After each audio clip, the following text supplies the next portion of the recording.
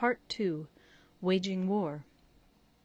Sun Tzu said, "In the operations of war, where there are in the field 1,000 swift chariots, as many heavy chariots, and 100,000 mail-clad soldiers, with provisions enough to carry them 1,000 li, the expenditure at home and at the front, including entertainment of guests, small items such as glue and paint, and sums spent on chariots and armour, will reach the total of 1,000 ounces of silver per day. Such is the cost of raising an army of 100,000 men." When you engage in actual fighting, if victory is long in coming, then men's weapons will grow dull and their ardour will be damped.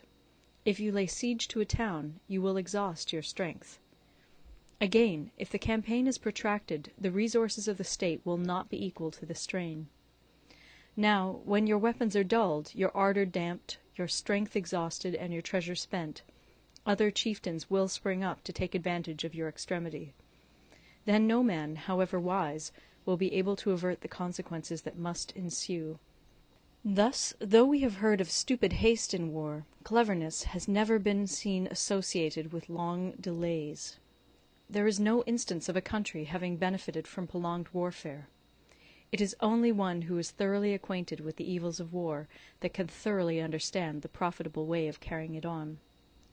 The skilful soldier does not raise a second levy. Neither are his supply wagons loaded more than twice. Bring war material with you from home, but forage on the enemy. Thus the army will have food enough for its needs. Poverty of the state exchequer causes an army to be maintained by contributions from a distance. Contributing to maintain an army at a distance causes the people to be impoverished. On the other hand, the proximity of an army causes prices to go up, and high prices cause the people's substance to be drained away. When their substance is drained away, the peasantry will be afflicted by heavy exactions.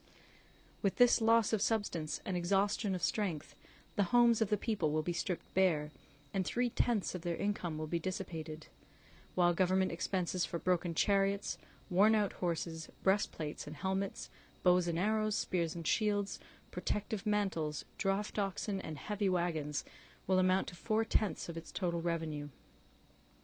Hence a wise general makes a point of foraging on the enemy.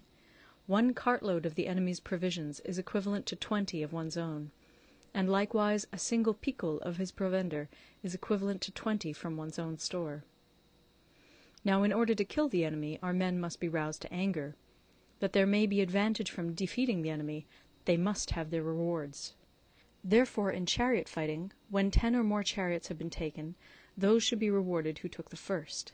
Our own flags should be substituted for those of the enemy, and their chariots mingled and used in conjunction with ours. The captured soldiers should be kindly treated and kept. This is called using the conquered foe to augment one's own strength. In war, then, let your great object be victory, not lengthy campaigns. Thus it may be known that the leader of armies is the arbiter of the people's fate, the man on whom it depends whether the nation shall be in peace or in peril. End of Part 2. Recorded in Toronto, Ontario by Moira Fogarty, October 2006.